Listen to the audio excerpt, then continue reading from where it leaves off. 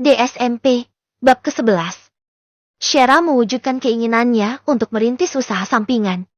Walaupun dia aktif membantu di perusahaan sang nenek, tetapi Shera juga ingin mengembangkan usahanya sendiri. Berbekal ilmu semasa kuliah dan dari seminar juga pelatihan yang dia dapat, Shera akhirnya memulai usaha untuk membuat makanan olahan yang lebih sehat dan aman dikonsumsi setiap hari. Sekarang, di usia kehamilan yang sudah memasuki 7 bulan, Shera masih terus melakukan riset dan berbagai percobaan untuk kemajuan usahanya. Dia ingin mendapatkan hasil yang sempurna karena target pasarnya adalah anak-anak dan juga orang tua yang menyiapkan bekal sekolah setiap hari. Ya, wanita itu sudah merintis usaha sampingannya sejak menikmati sosis di pusat perbelanjaan waktu itu. Walau harus mengalami try and error beberapa kali, tetapi hal itu tidak membuat Shera patah semangat. Wanita itu terus berusaha karena ada Oma Liana yang selalu mendukung semua yang dia lakukan. Apalagi, semenjak memulai bisnisnya sendiri, Shera semakin sibuk dan mungkin sudah melupakan suaminya itu. Itu adalah hal baik yang Oma Liana syukuri. Kamu sibuk banget, jangan sampai kecapekan, Shera, kata Oma Liana saat menghampiri cucunya di dapur. Ingat, anak kamu juga butuh banyak istirahat. Wanita itu tersenyum menatap neneknya. Shera ingin menunjukkan pada Oma Liana bahwa dia sama sekali tidak merasa lelah merintis usahanya itu. Dia nggak rewel kok, Oma. Malah rasanya makin aktif pas aku ajak ke dapur. Mungkin, dia tahu kalau maminya lagi merintis usaha buat dia juga. Balas Shera sembari melanjutkan pekerjaannya. Oma Liana melihat kegigihan di mata cucunya itu. Walaupun bisnis Oma Liana bisa saja menyokong kesuksesan Shera, tetapi Oma ingin Shera menjadi wanita tangguh yang berhasil karena usahanya sendiri. Oma suka semangat kamu, Shera. Memang jadi orang tua tunggal itu tidak mudah. Kamu harus bisa melewati segala sesuatu yang mungkin sulit, tetapi kesulitan itu yang akan membentukmu menjadi orang yang sukses. Shera mengangguk, merasa terharu dengan wejangan yang neneknya sampaikan. Dia bersyukur masih memiliki Oma Liana yang begitu perhatian dan sangat sayang dengannya. Walau cara Oma menyayanginya terbilang keras, tetapi semua itu untuk kebaikan Shera juga. Oma. Shera menatap Oma Liana dengan wajah merona. Sang nenek malah memalingkan wajah dan pura-pura mengambil air minum untuk menghindari Shera. Beliau tidak mau menunjukkan sisi lain yang terlihat memanjakan cucunya itu. Oma itu Oma yang terbaik. Makasih ya Oma udah terima aku dan anakku. Shera memeluk neneknya dari belakang dan memastikan perutnya aman. Hal itu ternyata menyentuh hati Oma Liana yang kembali teringat mendiang putrinya. Oma sudah pernah merasakan kehilangan putri yang sangat Oma cintai. Shera. Jeti, berhenti bilang terima kasih. Tanpa terasa air mata Oma Liana mengalir membasahi wajahnya. Aku tahu Oma sedih karena ibu pergi. Aku akan gantikan ibu untuk temani Oma. Aku nggak akan pernah tinggalin Oma. Dan Oma harus selalu sehat supaya bisa lihat aku bahagia nanti. Wanita tua itu kembali menangisi takdir. Mungkin semua yang menimpa anak dan cucunya ini adalah balasan Tuhan atas keangkuhan Oma Liana di masa muda. Sampai-sampai Tuhan memberi hukuman lewat Shera dan ibunya. Shera sendiri merasa utuh dan lengkap karena memiliki Oma Liana. Dia tidak peduli jika saat ini mungkin Darren sudah mengajukan gugatan perceraian. Atau mungkin sudah menceraikannya. Meski Oma Liana pernah ingin membantunya bercerai, tetapi Shera menolak karena janjinya pada sang ayah yang telah tiada. Baginya, hidup bahagia di London sudah menjadi jalan terbaik untuk melupakan masa lalunya dan mengabaikan apapun yang terjadi pada Darren. Sementara itu, Starla kini sudah hamil besar dan mendekati hari persalinan. Dia cukup bersyukur karena Darren mau menikahinya meski di bawah tangan dan meski tanpa diketahui keluarga Darren. Meski mereka menikah di bawah tangan, tetapi demi mengurangi risiko terbongkarnya hubungan mereka, Darren memutuskan untuk tinggal di tempat yang berbeda dengan Starla. Padahal, Darren hidup sendirian menempati apartemennya yang dulu ditinggali bersama Shera. Namun, Starla selalu membuat 1000 alasan agar Darren mau menemaninya. Seperti tadi, wanita itu menghubungi Darren yang sebenarnya akan menginap di rumah orang tuanya. Pria itu masuk ke apartemen Starla dan menemui wanita itu di kamar. Hal pertama yang Darren lihat adalah Starla sedang memakai pakaian tipis yang menggoda. Perut buncitnya yang memang sudah hampir melahirkan itu tampak seksi dibalut sutra merah yang menerawang. Hal itu membuat jiwa lelaki Darren bergejolak dan membangkitkan bagian tubuhnya yang tersembunyi. Sayang, panggil Darren dengan suara yang begitu rendah. Jantung pria itu seakan mau meledak saat ini. Bagaimana tidak? Dia sudah sangat lama tidak menyentuh Starla dengan alasan kehamilan, terlebih kesibukannya di perusahaan juga sangat menyita waktu dan pikiran. Mas, kamu udah datang. Starla tersenyum menggoda dan menghampiri Darren yang sejak tadi mematung di pintu. Lekuk tubuh Starla yang indah jelas membuat mata Darren tak sanggup berkedip. Sebagai seorang laki-laki yang normal, tentu saja Darren tergoda melihat pemandangan indah di depannya. Dia seperti bernostalgia saat pertama kali melakukannya dengan Starla meski dalam keadaan mabuk. Waktu itu, Starla hanya memakai handuk yang super mini. Padahal mereka habis minum bersama karena Darren sedang bermasalah dengan orang tuanya. Kini, di hadapan Darren, Starla melakukan hal yang sama. Dia sengaja menggoda pria yang masih berstatus suami Sashera itu dengan pakaiannya yang membangkitkan gelora asmara. Kenapa kamu pakai pakaian kayak gini? Tanya Darren dengan gugup. Starla menyandarkan kepalanya di dada Darren, membiarkan pria itu menghirup aroma rambutnya yang selalu digilai Darren. Tadi, aku beli beberapa mainan bayi, terus lihat ini di toko dan kelihatan bagus. Jadi, aku beli. Jawab Starla yang kemudian mengangkat wajah dan menatap Darren. Kamu suka nggak? Tangan Starla bergerak pelan menyentuh kerah kemeja Darren dan mulai melepaskan kancingnya satu persatu. Darren mengangguk dan tersenyum penuh arti. Pria mana yang tidak akan suka kalau wanitanya memakai pakaian seksi dan berperilaku menggoda saat berduaan di kamar begini? Jangan godain aku. Aku nggak mau terjadi apa-apa kayak waktu itu. Kata Darren berusaha menyingkirkan tangan Starla dari tubuhnya. Starla memang sempat dilarikan ke rumah sakit saat Darren baru menikahinya di bawah tangan. Rupanya, kondisi kehamilannya saat itu sangat tidak memungkinkan untuk melakukan hubungan suami istri. Sejak kejadian itulah, Darren hampir tidak pernah menyentuh Starla sampai sekarang ini. Sekarang sudah mendekati HPL. Mas, kata dokter nggak apa-apa, malah bagus buat memancing kontraksi biar bisa cepat lahir. Balas Starla kembali menggoda dengan membelai rambut Darren dan berkedip nakal. Wanita itu selalu melakukan berbagai cara demi menggoda Darren untuk melakukan hubungan suami istri dengannya. Namun, rasa cinta pria itu pada kandungan Starla membuat pendiriannya teguh dan sama sekali tidak meladeni ajakannya. Darren tidak mau percaya begitu saja dengan ucapan Starla. Dia menelepon dokter kandungan yang kebetulan adalah teman dekatnya. Saat dokter menjawab iya dan malah menganjurkannya, tanpa membuang waktu lebih lama, Darren langsung menyerbu bibir Starla. Sudah sangat lama dia tidak mengeluarkan krim vanila dari tubuhnya. Tentu saja lampu hijau yang diberikan dokter dan juga Starla menjadi angin segar bagi Darren. Pria itu meraih tengkuk Starla dan mulai menikmati rasa manis bibir wanitanya yang memabukkan. Tangannya bergerak bebas meraih benda kenyal yang menonjol di bagian depan Starla dan memainkan ujungnya dengan sesuka hati. Starla tak mau kalah dari Darren. Dia berusaha melepaskan sosis jumbo yang tersembunyi di balik celana panjang itu.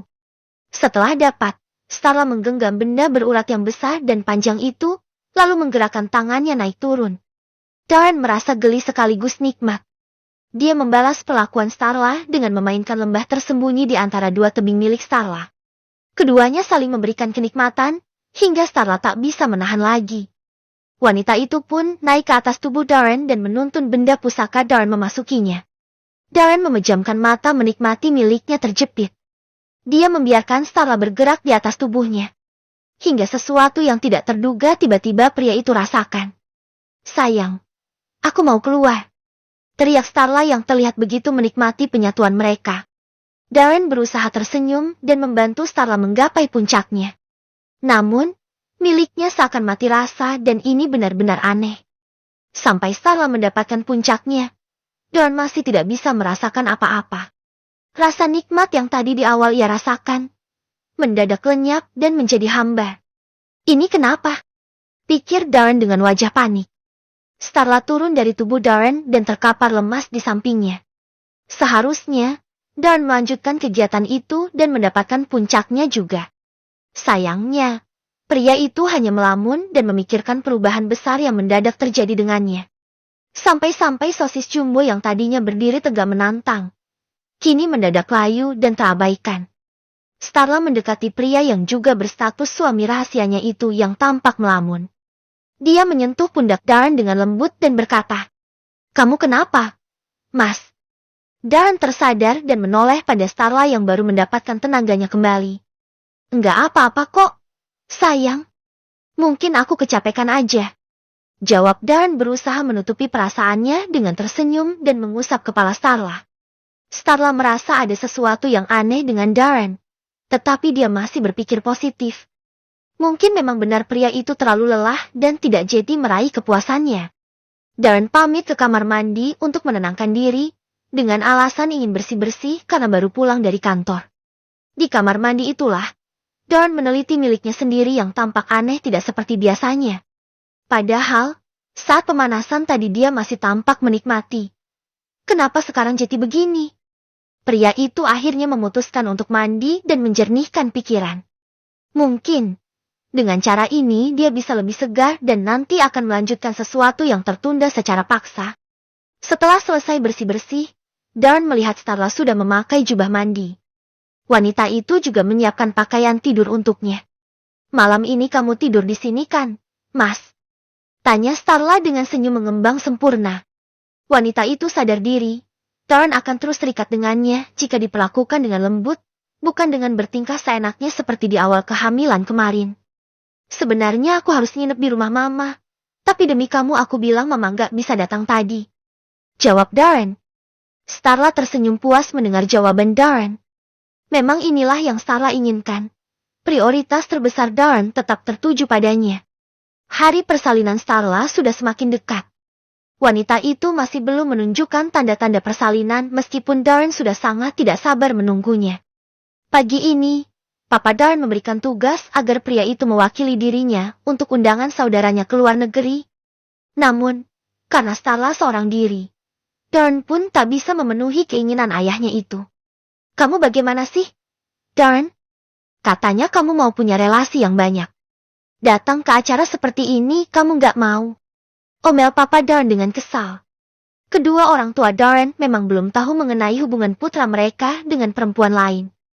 Bahkan, anaknya itu sampai menikah di bawah tangan juga tanpa diketahui keluarganya.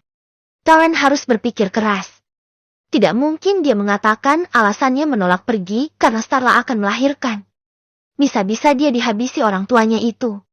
Pria itu mengambil napas berat dan mengembuskannya pelan lewat mulut sebelum akhirnya berdalih. "Aku ada proyek penting, Pa. Kalau aku tinggal, semua bisa keteteran." "Jangan banyak alasan, Darren. Kamu punya tim. Biar mereka yang urus. Siapa tahu kamu ketemu bos besar atau siapa begitu yang mungkin bisa membantu kita menemukan Shera," sergah Papa Darren dengan kening berkerut. Darren masih harus memikirkan alibi yang kuat untuk menolak perintah ayahnya. Sampai akhirnya hal itu malah membuat papanya kesal. "Kamu nggak lupa kalau Shera masih istrimu, kan? Jangan bilang kamu tidak mau pergi karena anak panti asuhan itu." Dan mengangkat wajahnya yang tertunduk dan menatap sang ayah dengan tatapan marah. Walaupun dia anak panti asuhan, tapi dia bisa buktikan sama semua orang kalau dia juga layak dipertimbangkan.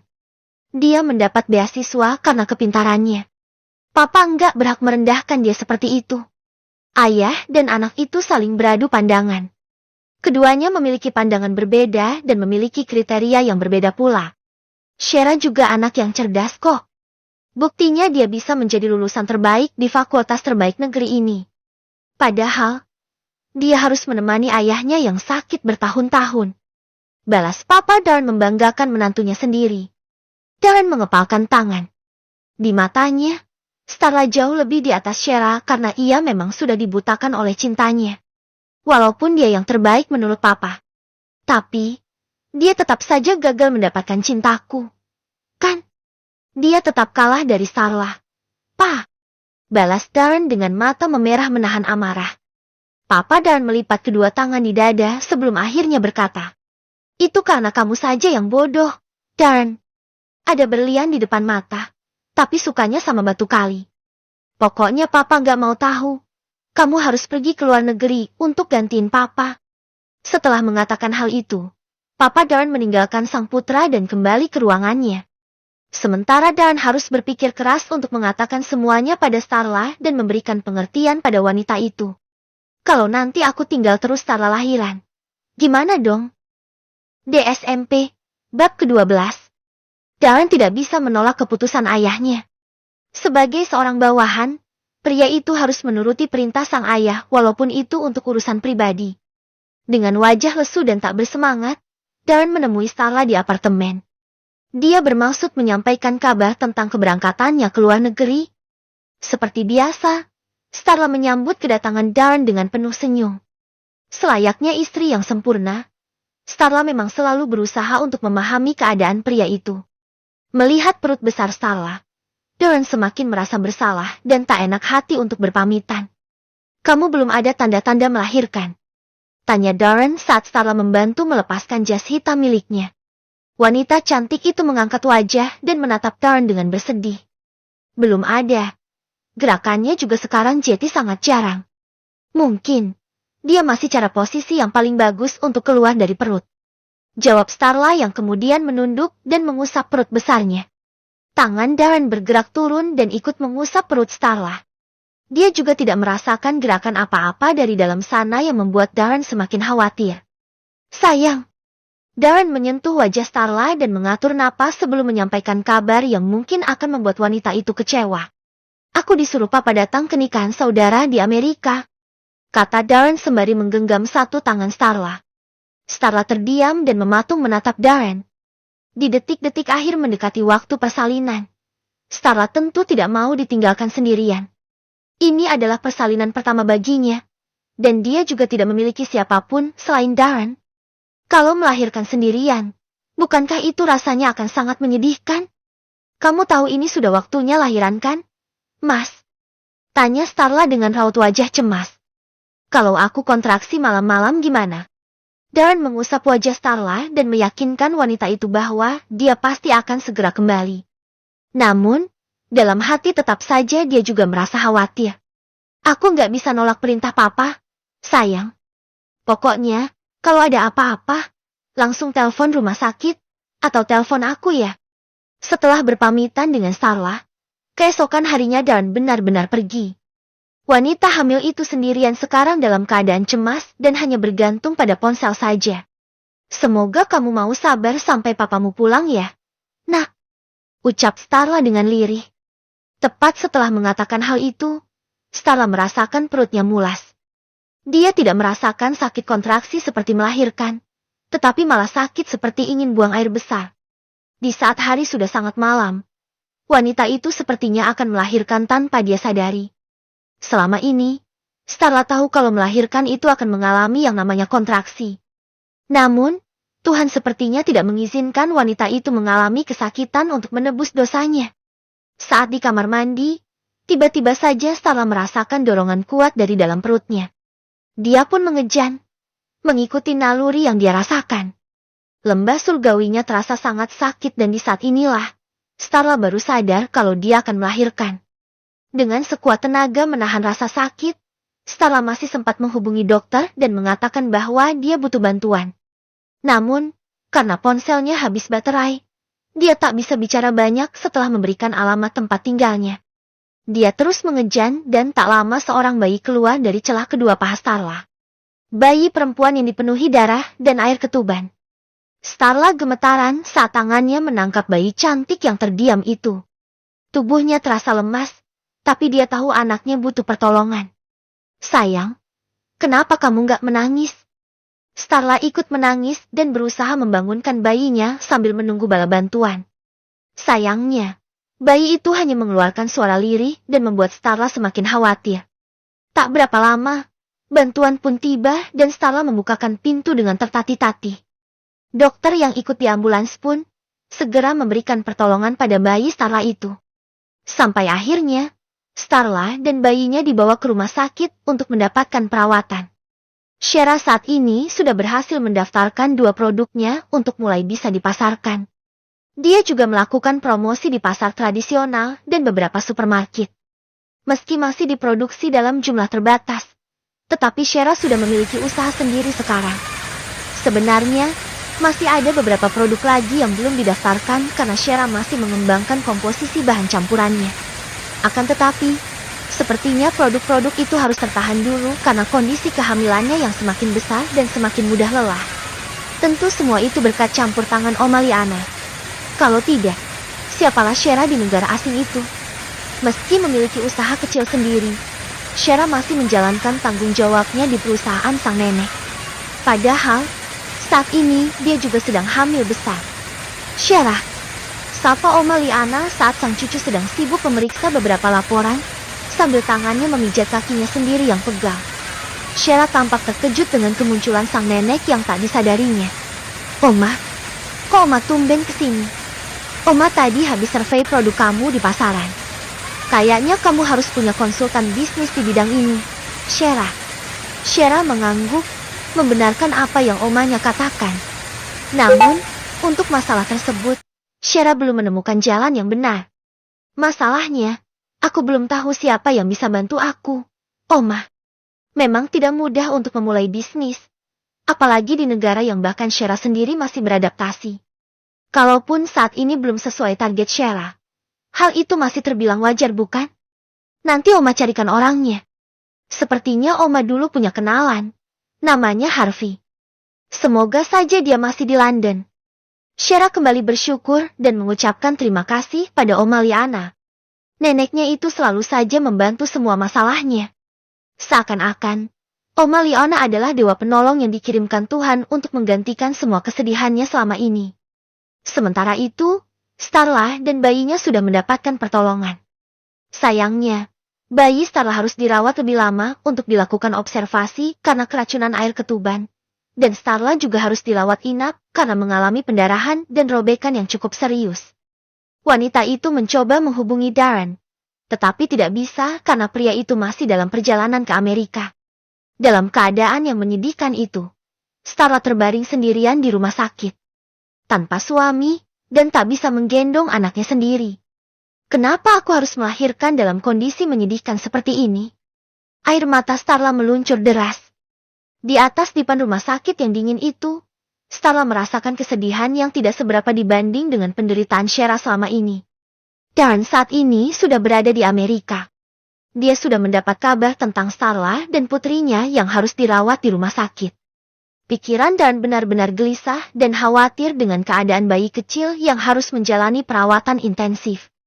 Sebagai seorang ayah, tentu saja Darren tak akan bisa tenang.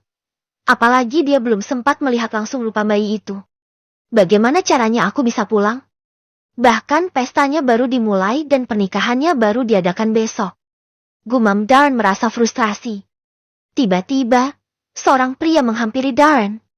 Tampaknya, suami Shera itu bisa mengingat bahwa pria yang menghampirinya adalah teman lamanya, Franz. Hei, Beta! Akhirnya ketemu lagi. Kamu datang sendiri. Tanya pria itu dengan ramah. Darren tersenyum kecut dan membalas pelukan teman lamanya itu.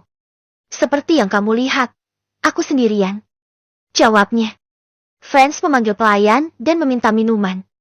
Dia mengajak Darren untuk kembali duduk dan mulai berbicara. Waktu aku kembali dari Indonesia, aku melihat istrimu di bandara membawa koper bersama nenek-nenek. Apa waktu itu dia sedang pergi berlibur? DSMP, bab ke-13. Darren sangat terkejut mendengar pengakuan Franz tentang Shera. Sudah sangat lama Darren mencari tahu keberadaan istrinya itu, dan saat mendengar sedikit titik terang, tentu dia sangat senang. Kamu lihat Shera? Tanya Darren dengan penuh semangat. Franz yang tadinya masih berpikir positif, sekarang malah menatap Darren dengan pandangan curiga. Kenapa ekspresi kamu kayak baru nemu harta karun gitu? Kamu nggak tahu istrimu pergi? Atau istrimu memang minggat? Darren mengubah ekspresinya dan langsung membuang muka. Masalah pribadinya dengan Shera memang tidak banyak yang tahu. Karena tidak perlu juga dia mengumbar masalah rumah tangga pada orang lain. Aku cuma bercanda. Kata Franz sembari menepuk pundak Darren dan mengajaknya minum bersama. Di saat Franz dan Darren minum bersama itulah, Franz memberikan sedikit informasi bahwa Shera pergi ke luar negeri. Hanya saja, pria itu tidak tahu kemana Shera pergi. Dari petunjuk yang sangat sedikit itulah Darren akhirnya menyimpulkan bahwa Shera tidak sendirian. Pasti ada orang lain yang membantunya selama ini. Beberapa hari berlalu, Starla sudah diizinkan keluar dari rumah sakit. Namun, kondisi bayinya yang masih belum memungkinkan untuk pulang, membuat wanita itu masih harus menunggu putrinya di rumah sakit, sendirian. Dia sangat tertekan dan kebingungan, sampai-sampai hal itu membuat produksi ASI-nya jadi terganggu. Sampai akhirnya, Darren tiba dari Amerika dan mendampinginya. Pria itu berjalan lemas ke arah Starla yang meringkuk di kamar perawatannya. Dia tahu, hati istri gelapnya itu sangat hancur sekarang, sama seperti dirinya. Sayang, gimana keadaan kamu dan anak kita? Tanya Darren sembari menyentuh punggung Starla yang tengah membelakanginya. Starla baru menyadari kalau Darren datang. Wanita itu langsung memeluk dan mencurahkan kesedihannya pada Darren. Kamu lama banget, Mas. Aku takut, aku sendirian. Ujar Starla sambil mendekap tubuh Darren dan mencari perlindungan di sana. Darren membalas pelukan itu dengan usapan lembut di punggung Starla. Iya, sayang. Maafkan aku ya. Sekarang aku sudah pulang, kamu gak perlu cemas lagi ya. Darren membiarkan Starla menumpahkan kesedihannya. Dia sangat mengerti keadaan wanita itu yang memang memerlukan perhatian khusus darinya. Beberapa saat berlalu, akhirnya tangisan Starla reda dan perasaannya juga sudah mulai lega. Saat itulah, Darren baru menanyakan lagi keadaan bayi perempuan itu pada Starla. Sekarang, kamu jelaskan sama aku. Gimana keadaan anak kita? Tanya Darren yang sejak tadi harus menekan rasa sabarnya menunggu Starla tenang. Starla melepaskan pelukannya dari tubuh Darren. Kata dokter dia masih harus diawasi sampai besok. Kalau besok kondisinya membaik, baru diizinkan pulang. Jawab Starla yang kemudian menunduk menyembunyikan wajah cemasnya. Terlepas dari kesalahannya sebagai wanita yang mengganggu rumah tangga wanita lain, Starla tetaplah seorang ibu yang menyayangi putrinya. Dia juga ingin anaknya sehat dan terus menjadi pengikat hubungannya dengan Darren. Besok pagi kita jenguk dia ya. Mungkin setelah ketemu papanya, keadaan anak kita akan membaik. Kata Darren berusaha menghibur Starla supaya tidak terlalu cemas lagi. Padahal, dia sendiri juga sedang tidak tenang sekarang. Keesokan harinya, Darren menemani Starla untuk melihat bayinya. Beruntungnya, keadaan bayi perempuan itu mulai membaik. Sekarang, Darren bisa bertemu langsung dengan bayi itu dan menggendongnya. Dia punya mata yang bagus. Hidungnya sangat mancung seperti kamu. Sayang. Komentar Darren saat bayi itu diberikan pada Starla. Starla tersenyum bahagia. Bayinya memang sangat cantik, seperti dirinya. Tidak hanya Darren saja yang memuji kecantikan itu. Tetapi semua perawat yang menjaganya di rumah sakit juga mengakui itu. Karena dia anakmu. Jadi, dia secantik ini. Mungkin dengan kecantikannya juga, anak kita bisa mengambil hati orang tua kamu. Mas. Balas Starla sambil memandangi bayinya yang tengah minum dari botolnya. Starla memang tidak mau menyusui bayinya. Dan kebetulan juga produksi ASI wanita itu terhambat sehingga dia memanfaatkan itu sebagai alasan. Kita masih harus menemukan Shera dulu sebelum hubungan kita terungkap. Starla. Tolong jangan kamu lupakan hal itu. Shera masih memegang kendali pada orang tuaku, meskipun keberadaannya tidak tahu ada di mana. Timpal Darren dengan wajah serius. Starla tidak bisa berkutik. Dia memang harus lebih bersabar lagi karena waktu dia naik panggung masih sangat lama. Setelah keadaan bayinya stabil, Darren membawa Starla dan bayinya yang diberi nama Mireya itu pulang.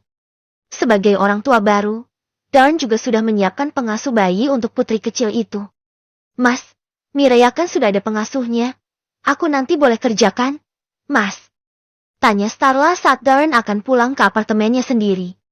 Wanita itu masih berusaha merayu Darren agar dia bisa terbebas dari urusan rumah dan kembali menikmati kehidupan luar setelah terkurung saat masa kehamilan. Darren mengerutkan kening mendengar permintaan Starla. Dia tentu ingin Starla di rumah saja bersama anaknya karena selama ini juga Darren sudah memenuhi kebutuhan wanita itu.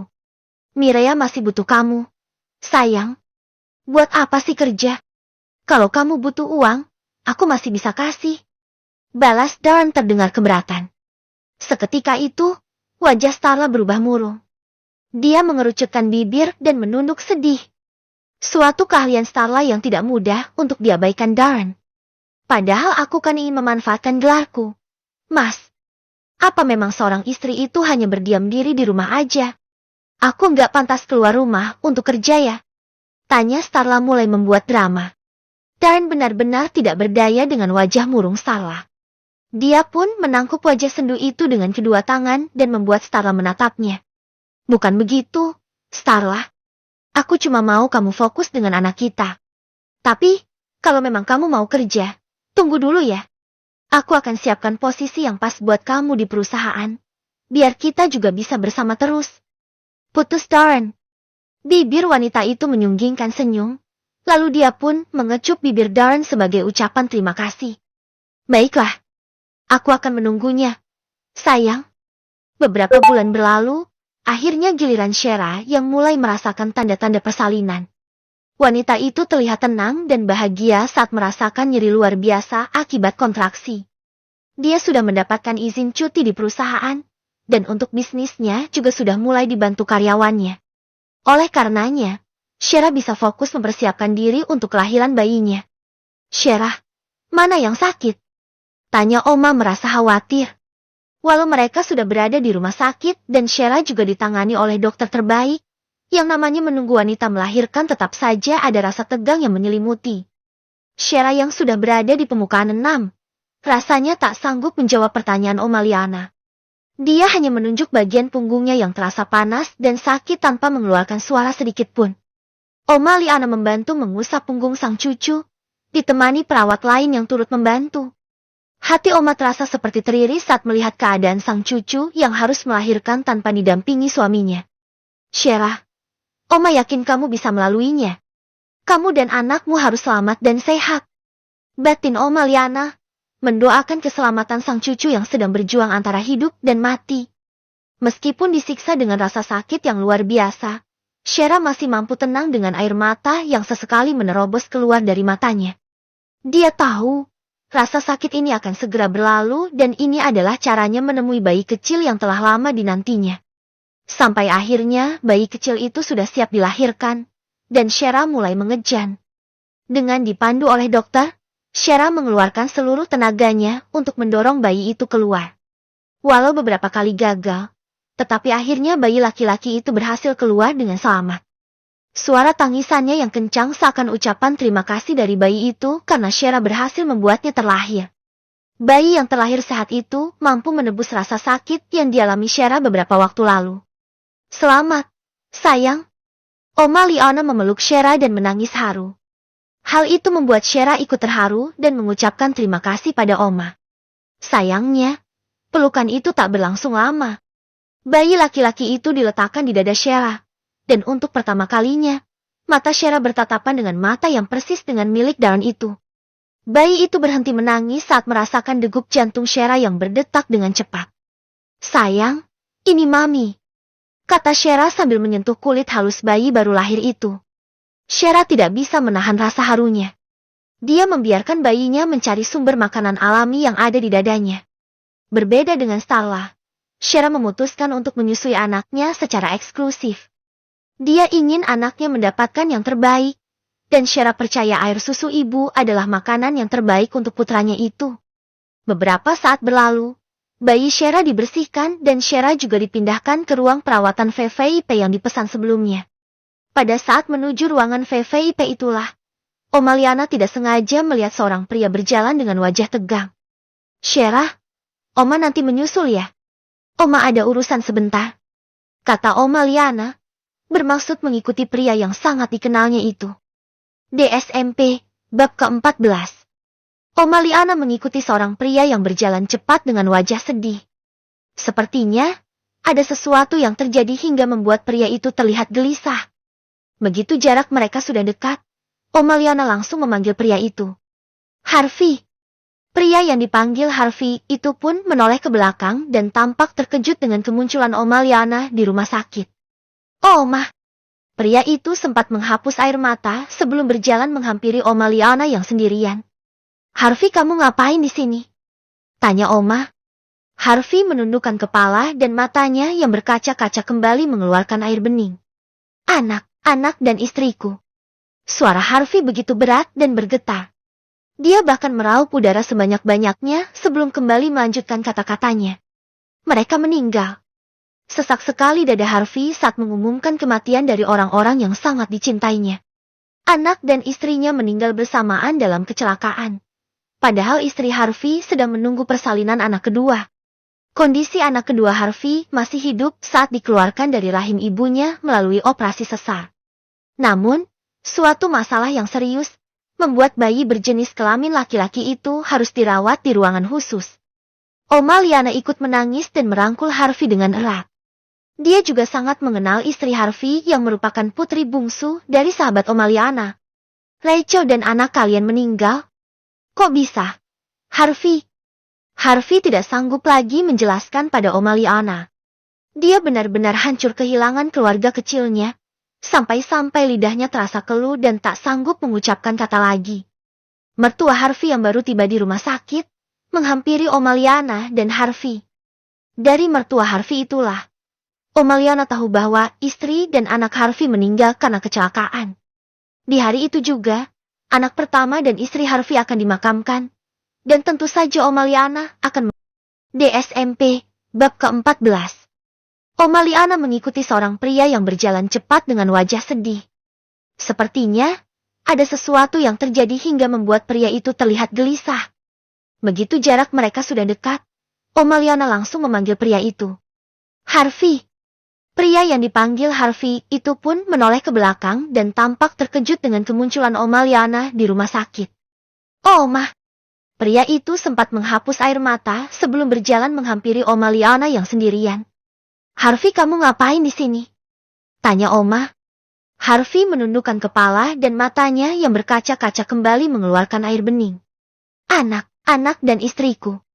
Suara Harvey begitu berat dan bergetar. Dia bahkan meraup udara sebanyak-banyaknya sebelum kembali melanjutkan kata-katanya. Mereka meninggal. Sesak sekali dada Harvey saat mengumumkan kematian dari orang-orang yang sangat dicintainya. Anak dan istrinya meninggal bersamaan dalam kecelakaan. Padahal istri Harvey sedang menunggu persalinan anak kedua. Kondisi anak kedua Harvey masih hidup saat dikeluarkan dari rahim ibunya melalui operasi sesar. Namun, suatu masalah yang serius membuat bayi berjenis kelamin laki-laki itu harus dirawat di ruangan khusus. Oma Liana ikut menangis dan merangkul Harvey dengan erat. Dia juga sangat mengenal istri Harvey yang merupakan putri bungsu dari sahabat Oma Liana. Rachel dan anak kalian meninggal? Kok bisa? Harvey tidak sanggup lagi menjelaskan pada Oma Liana. Dia benar-benar hancur kehilangan keluarga kecilnya. Sampai-sampai lidahnya terasa keluh dan tak sanggup mengucapkan kata lagi. Mertua Harvey yang baru tiba di rumah sakit, menghampiri Oma Liana dan Harvey. Dari mertua Harvey itulah, Oma Liana tahu bahwa istri dan anak Harvey meninggal karena kecelakaan. Di hari itu juga, anak pertama dan istri Harvey akan dimakamkan, dan tentu saja Oma Liana akan menghadiri pemakaman keluarga kecil Harvey itu. Setelah menemui Harvey, Oma Liana kembali pada Shera yang masih dalam proses pemulihan karena baru saja melahirkan. Wajah Oma yang terlihat sendu sehabis menangis, membuat Shera bertanya-tanya tentang apa yang terjadi pada neneknya itu. Oma kenapa? Tanya Shera merasa khawatir. Oma Liana lalu menceritakan kabar apa yang dia dapat tentang keluarga Harvey. Beliau juga menceritakan bahwa anak kedua Harvey sekarang dirawat di rumah sakit ini karena suatu kelainan bawaan. Shera memandangi bayinya yang kini sedang belajar menyusui. Wanita itu merasa sangat kasihan dengan bayi Harvey yang harus kehilangan ibunya saat dia baru dilahirkan. Oma, kalau mereka butuh ASI, aku bersedia kasih ASI untuk bayi itu. Celetuk Shera dengan sangat yakin. Oma Liana menatap Shera dengan terkejut. Walaupun Shera baru melahirkan, tetapi tidak akan mudah menyusui dua bayi laki-laki sekaligus. Kamu yakin? Tanya Oma dengan sedikit memajukan wajahnya. Iya, Oma. Selama ASI yang aku keluarkan berlimpah, aku akan menyusui anak itu. Oma Liana benar-benar kagum dengan kebaikan hati Shera. Padahal, Shera belum pernah bertemu dengan Harvey ataupun bayinya. Namun, kebaikan hatinya membuat Shera begitu yakin untuk membantu bayi malang itu. Setelah Oma Liana mendapat izin dari Harvey, Shera memberikan air susunya untuk bayi malang itu. Dia cukup bersyukur karena ASI yang diproduksinya mulai berlimpah di hari kedua setelah persalinan. Karena Shera melahirkan secara normal, Dan karena kondisi ibu serta bayi dalam keadaan sehat semua, ia pun diizinkan untuk pulang. Namun, sebelum pulang, wanita itu menyempatkan diri untuk menjenguk bayi Harvey dari balik kaca ruangan. Dia tak sendirian, ada Oma Liana, dan tentunya bayi kecilnya di gendongan pengasuh. Wanita itu melambaikan tangan pada bayi kecil yang masih berada di inkubator itu dan mendoakan kesehatannya. Pada saat Shera memejamkan mata berdoa itulah, seorang pria muncul. Duda dengan wajah yang tak kalah tampan dengan Darn itu, akhirnya bertemu dengan Shera untuk pertama kalinya. Keduanya pun berkenalan sebentar, dan Harvey menawarkan diri untuk ikut mengantar sampai ke mobil. Terima kasih banyak, Nyonya Shera. Berkat ASI yang Anda berikan, bayi saya sudah berangsur membaik dan berat badannya semakin bertambah. Maaf, saya baru menemui Anda sekarang, ucap Harvey dengan tulus. Tidak perlu berterima kasih, Tuan Harvey. Saya sangat mengerti keadaan bayi Anda saat ini, karena saya juga seorang ibu, balas Shera. Dalam hati wanita itu mengungkapkan keresahannya. Anaknya juga terlahir tanpa ada sosok ayah. Hampir sama seperti anak Harvey yang terlahir tanpa merasakan kehangatan seorang ibu. Bedanya, bayi Shera mungkin masih memiliki kesempatan untuk bertemu dengan Darren, sedangkan bayi malang itu hanya bisa bertemu ibunya di surga nanti. Anda sungguh sangat baik, Nyonya Shera. Kami beruntung bisa dipertemukan dengan Anda. Shera melihat mata Harvey yang masih sangat sayu. Dipisahkan oleh kematian pasti jauh lebih menyakitkan daripada perceraian. Shera Jetty teringat dengan Darn yang entah sudah menceraikannya atau belum. Semua orang dipertemukan Tuhan pasti ada tujuannya. Harvey, semoga bayimu sehat dan segera pulang ya. Kami harus pulang sekarang, sahut Oma Liana yang kemudian merangkul pundak Shera dan berpamitan. Harvey datang ke rumah Oma Liana dengan maksud menjenguk bayi Shera sebagai ucapan terima kasih. Dengan wajah yang masih terlihat lesu, pria itu membawa beberapa hadiah sebagai buah tangan. Shera yang sedang menyusui bayinya pun menemani Harvey berbincang. Sementara bayi kecil Shera masih menikmati makanannya di balik kain khusus untuk menutupi payudara Shera. Kenapa repot-repot, Harvey? Seharusnya ini buat anakmu saja, kata Oma Liana saat menerima hadiah untuk cicitnya. Iya, Tuan Harvey. Anda tidak perlu repot-repot, sahut Shera. Pria bernama Harvey itu pun tersenyum membalas kedua wanita yang tampak tidak enak hati menerima hadiah darinya. Tidak apa, ini hanya hadiah kecil.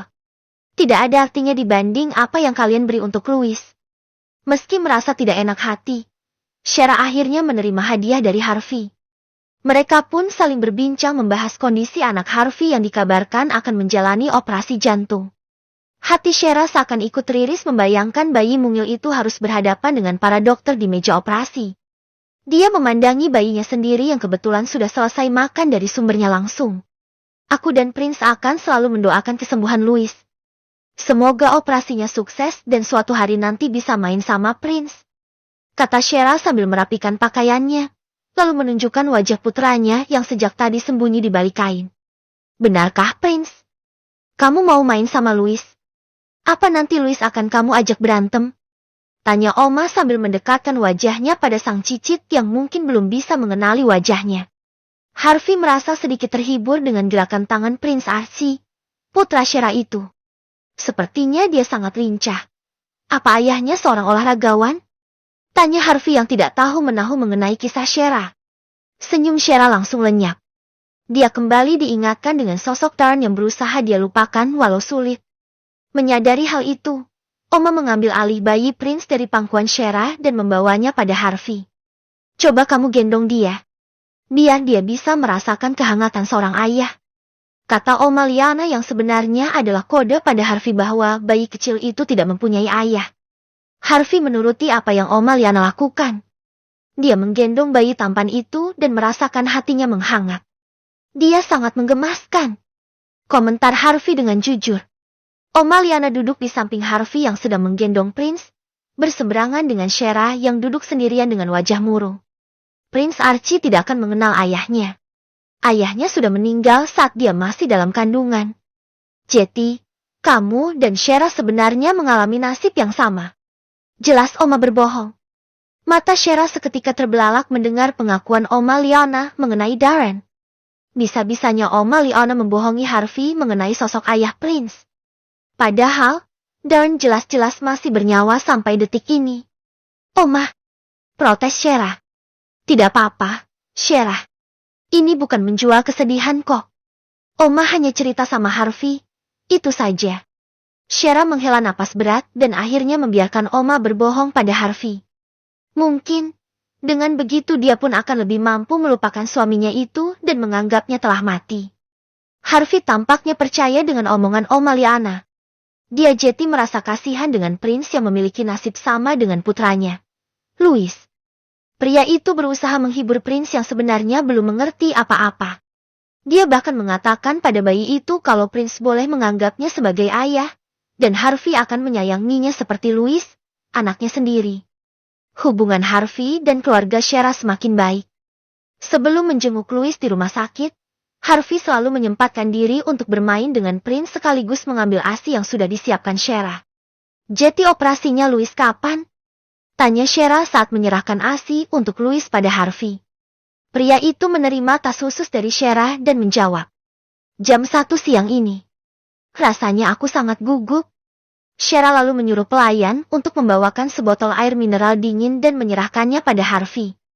Dokter pasti sudah mengupayakan yang terbaik untuk Louis. Kita percayakan mereka dan berserah pada Tuhan. Louis pasti bisa melewati semua ini. Sedikit kata-kata penyemangat dari Shera. Rupanya mampu membuat hati Harvey sedikit tenang. Dia seperti menemukan seorang teman baru yang saling mengerti karena keadaan mereka yang mirip. Tolong doakan Louis. Dan, titip salam untuk Prince. Setelah mengatakan itu, Harvey meninggalkan rumah Oma Liana. Kebetulan Oma Liana sedang pergi. Dan Shera jeti merasa gelisah memikirkan nasib Louis. Shera menunggu kabar dari Harvey dengan resah. Waktu demi waktu berlalu, akhirnya sebuah kabar yang terdengar kurang mengenakan sampai di telinga Shera. Keadaan jantung Louis ternyata cukup parah. Kalaupun bayi itu tidak dioperasi sekarang, keadaannya akan tetap menurun karena kelainan itu. Meski begitu, dokter mengupayakan segala yang terbaik yang mereka bisa. Namun, setelah keluar dari ruang operasi, kondisi Louis semakin melemah.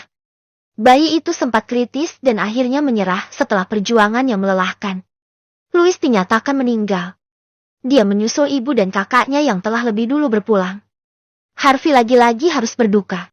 Luka karena kematian istri dan anak pertamanya saja belum kering. Sekarang ditambah luka baru atas kematian Louis. Hati Harvey benar-benar hancur dan rasanya dia tidak memiliki alasan untuk bertahan di dunia ini lagi. Sampai akhirnya, Oma Liana dan Shera membawa Prince ke rumah Harvey untuk menyampaikan belasungkawa. Meski tidak bisa hadir di pemakaman Louis, tetapi mereka tetap ingin menunjukkan rasa sedih mereka atas kematian Louis. Harvey, kamu harus kuat ya, kata Oma Liana berusaha menghibur pria itu. Harvey hanya mengangguk. Dia masih sangat berduka sampai-sampai tidak sanggup mengeluarkan kata-kata dari mulutnya.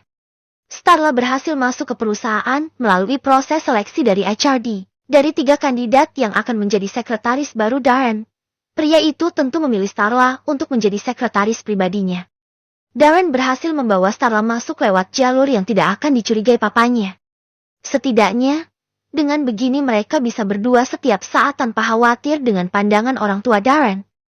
Namun, yang namanya bekerja di kantor yang sama, Papa Darren akhirnya tahu juga tentang sekretaris baru putranya itu. Jadi, kamu mempekerjakan mantan pacar kamu? Tanya Papa Darren yang terlihat tidak setuju dengan keputusan putranya itu. Iya, Pa, aku juga nggak tahu kalau Starla melamar kerja di sini. Kalau Papa tidak suka, Papa bisa tanya HRD kenapa mereka memilih Starla menjadi kandidat. Dan, seperti yang Papa tahu, Papa tidak bisa memecat atau mengganti sekretaris pribadiku. Darren sepertinya sudah siap melakukan peperangan dengan ayahnya sendiri. Pria itu yakin, dengan kecerdasan Starla, dia pasti bisa merebut kepemilikan perusahaan itu dari Shera. DSMP, bab ke-15. Waktu berlalu dengan cepat. Shera kini sudah kembali bekerja dan melanjutkan untuk merintis usahanya sendiri. Meski begitu sibuk, tetapi wanita itu selalu menyempatkan diri untuk memompa ASI. Sesekali Shera juga menemani bayinya bermain di tengah kesibukan itu. Shera tidak pernah lupa dengan status dan tanggung jawabnya sebagai seorang ibu. dia justru semakin bersemangat untuk menjalani dua peran sekaligus demi Prince Archie, putranya. Shera ingin menunjukkan pada Dawn bahwa suatu hari nanti dia akan menjadi seorang ibu sekaligus seorang wanita karier yang sukses. Namun, untuk mencapai titik itu, dia harus bekerja lebih keras dan mengorbankan waktu bersama Prince Archie.